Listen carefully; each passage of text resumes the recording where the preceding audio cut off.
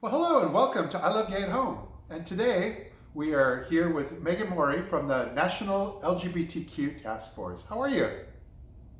I am so good. Thank you so much for having me. Oh, we're really glad that you're able to take some time out. I know we have a friend in common with Kathy Renna, who I believe does a lot of the communications and PR for Task Force, and I'm really glad she was able to connect us up. So am I. She's been just a phenomenal addition to our team. We're so glad to have her. Yeah, I love that woman. And yeah, but tell us a little bit about Task Force and what you guys are up to. Sure. For folks who don't know, we are a national LGBTQ advocacy organization.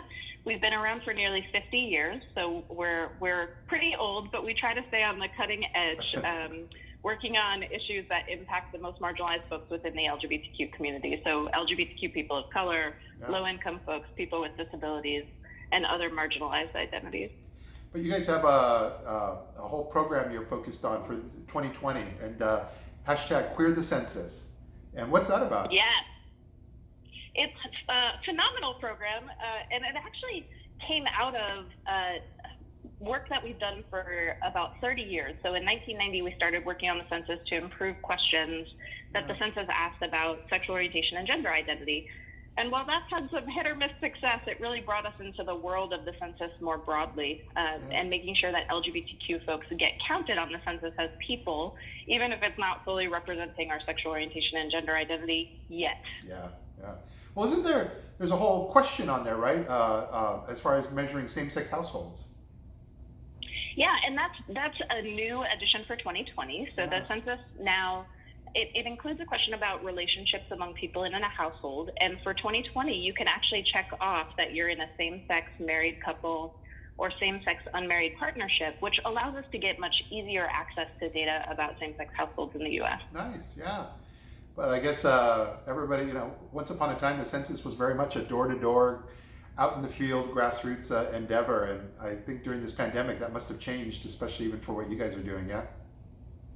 Yeah, pretty significantly, both among for what the Census Bureau itself is doing and for what we as advocates have to do in response to coronavirus.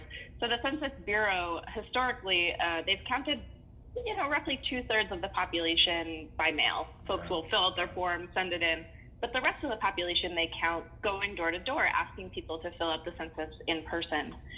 Because of coronavirus, they've really had to think quickly about how to revise that campaign, and we as advocates have had to do the same. So we additionally intended to do quite a lot of on-the-ground organizing work among LGBTQ communities, and we've had to pivot almost all of that work online Yeah. due to social distancing requirements.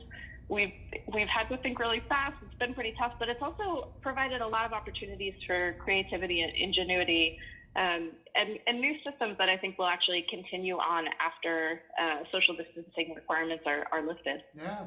You hear that, everybody? It's up to us out there in the online digital world to share this story. Hashtag Queer the Census. And really, though, it is important. I know once when we got ours, I have a crazy husband, and so he grabbed it, took it, went online and filled it out right away. He was so excited.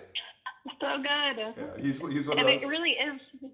it is really critical for us because LGBTQ folks really need access to the kind of social benefit programs like food stamps and public housing and Medicaid and Yeah. homelessness services that are funded using census data. But we also need to build political power to get access to the rights we still don't have, right? There's Yep. still not national non-discrimination protections. We still lack support at the state and local level, and the census helps us build that political power as well. So I'm so glad that your husband grabbed it and filled it out because it's so important for us to be counted.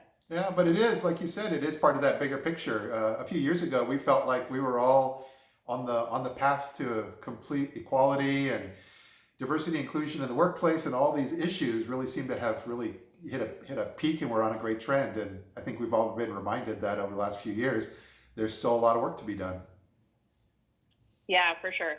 I think it's a strong and clear reminder that when people in power don't reflect Yeah, the vision we want to see in the world, they have a lot of power to put the brakes on our progress.